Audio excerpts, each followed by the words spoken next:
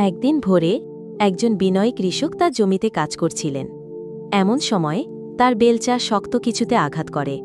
সে সাবধানে খনন করল এবং সোনার মুদ্রা ভর্তি একটি চামড়ার থলি পেল। সে এটি রাখতে পারত।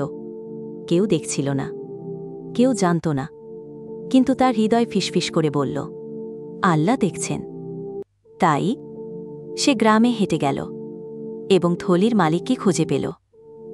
একজন বৃপুরক চিন্তিত মুখে এগিয়ে এলো।